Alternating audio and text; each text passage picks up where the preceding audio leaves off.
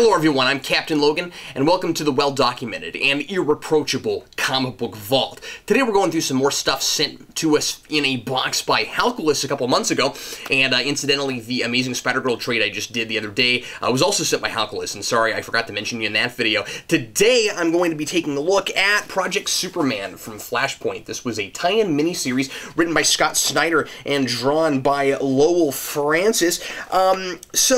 I enjoyed Flashpoint a lot more than some other people. I was able to enjoy it on the level of kind of an Elseworlds sort of thing. I liked a lot of the ideas in Flashpoint and in some of the tie-in minis, and again, you know, I had fun with it, but I found that a lot of it wasn't anything like built up enough for me to really care enough about what was going on. I felt very much like it was just throwing these kind of interesting ideas at you without there really being enough substance to it. It was very, very underdeveloped, and like the Batman one especially, really, in a lot of ways, the best one, in my opinion, of the ones I read, at least, was the Citizen Cold one. I didn't like how it ended as well as how it started, but that one at least felt a little bit more like I was going along with a character and learning about this guy, and, you know, it was more developed. And the Batman one, which of course was about kind of just flipping roles and making everything about Bruce Wayne's parents, where that was Thomas Wayne as Batman instead of Bruce Wayne, and so it was, oh no, Joker is actually Martha Wayne. How does that work? That's crazy. And at first I loved it. I was like, wow, this is amazing. And then the more I thought about it, I was like, well, there's no explanation as to, I mean, like we're told their motivations, but it's given to us at too quick of a clip to really buy it. But more than that, it was just hard to believe that just because reality got changed, these same archetypes would show up in the universe. And we have kind of the same thing here. So Project Superman does not feel like a Scott Snyder book. You have this kind of a top secret, government installation that's run by Sam Lane. And Sam Lane is trying to create a superhero to save America and the world from all of these horrible threats that are coming out. So the idea is basically that the government is trying to create superheroes. And so you get this guy named Sinclair, who is not a character that existed in DC before this. He's made up for this. And I think it might have been a little bit more interesting if this guy had been somebody else that like we knew already in DC, and they morphed him into this, because after all, that's what these Elseworlds type things are most fun for, where you take characters that you know and you find interesting ways to do new things with them. Now again, Flashpoint wasn't supposed to be Elseworlds. They made a really big deal out of how it's in continuity, and yeah, okay, whatever. It's in continuity in that it was the interim between regular continuity and New 52 continuity. This was the crazy, messed up, topsy-turvy world that we got before 52 it came along and looked sort of like the regular continuity, but they can change the things that they wanted to make New 52. So again, I have to read these like they're sort of Elseworld stories, or it's totally, completely pointless. So anyway, the Sinclair guy volunteers for this program, where he's basically going to be a guinea pig. Importantly, he volunteers. He's not just picked up off the street or something, and he's made into a super soldier, basically. And they give him all these powers, and they're constantly flooding him with new powers, and making him go through all these crazy trials and things. And ultimately, he starts to get, in their opinion, and in Sam Lane's opinion, too obsessed with all these superpowers, and they're afraid that he's going to work on his own interests, and so ultimately they imprison him. Ultimately, they put him in the Phantom Zone, but they got lucky that they even got a hold of the Phantom Zone, and we're not told anything other than, well, the Phantom Zone bit comes after Kal-El's spaceship landing or crashing, so I guess we have to assume that somehow or other they got their hands on the Phantom Zone because of that. The biggest problem with this series is that there's all this information that's just simply left out, and we have to kind of fill in the gaps for ourselves. It's not nearly long enough, and it feels less like its own story and more like just tidbits of background for Flashpoint and for other tie-ins. So it's not anything like a cohesive piece. There's not a single protagonist that we're following. Sinclair ultimately becomes the supervillain in this, so the fact that we follow him for basically 2 full issues, or an issue and a half, half, and then we're kind of with a very monosyllabic, Kal-El after that, is really disjointed, and it's not really a story. It's more, here's a bunch of stuff that happened, and it sort of has a beginning, a middle, and an end, but I don't have anybody to really follow. So basically what happens is Kal-El's spaceship, for no reason other than that's what they did in this, crash lands right in the middle of Metropolis, and immediately Sam Lane's people get their hands on it and decide that this alien should be the new guinea pig. So Sinclair is called Subject 0, and then Kal-El gets called Subject 1. And there's really no explanation as to whether or not Kal-El just, like, already has superpowers because he's Kryptonian, or if they give him powers. I'm assuming he probably is like regular Superman, where he has some superpowers already, but we're not told that. They just, again, use him as a guinea pig for this project, and I kind of questioned why this project really needed to use him, because their whole thing was, we're trying to create a superhero. I mean, like, this guy would have already had powers if he's regular Superman.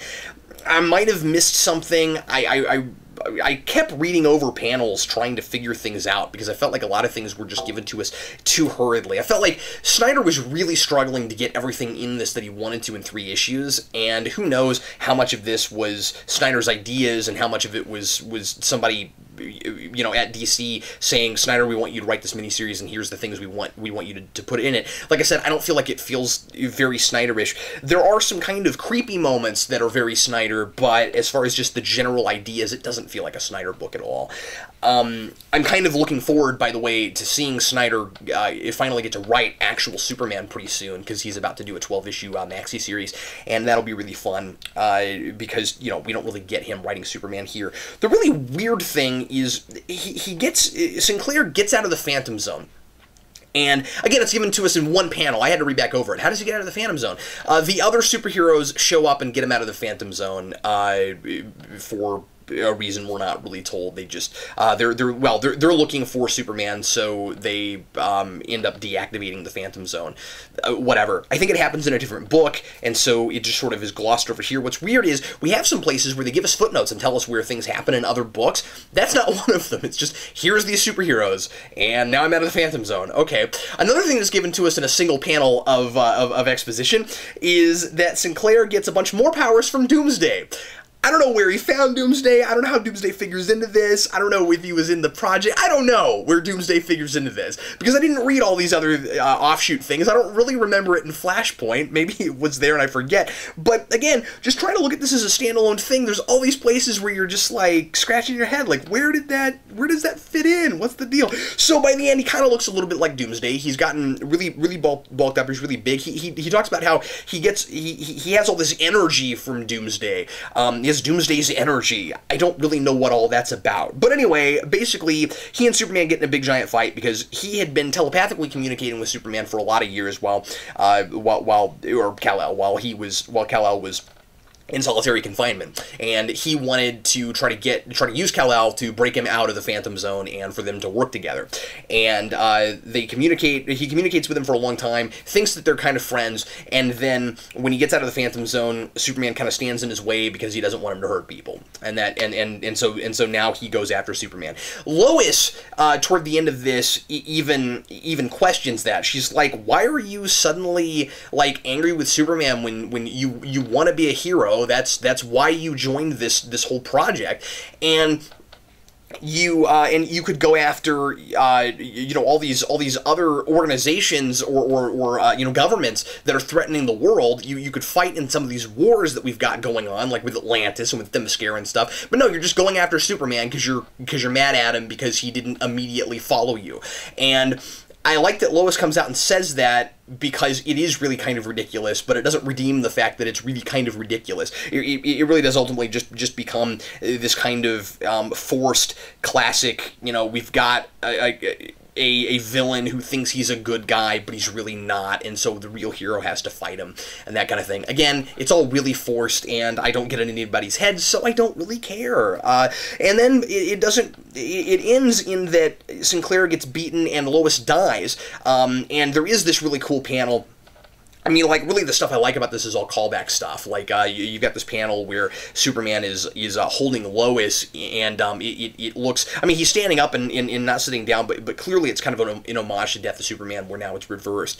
Another thing I really kind of like about this is that Sam Lane is Superman's father figure in this, and he's not evil, you know? He's very much a family man. His wife leaves him with the two kids, with Lois and Lucy, and he's alone now, and he starts to see Kal-El as kind of his son, and the Project Superman people take him off the project because he's gotten too close to Superman. And thematically, a lot of this book seems to be about how bad things can happen if you're in a situation like this and you get too close to people, and you know whether or not you can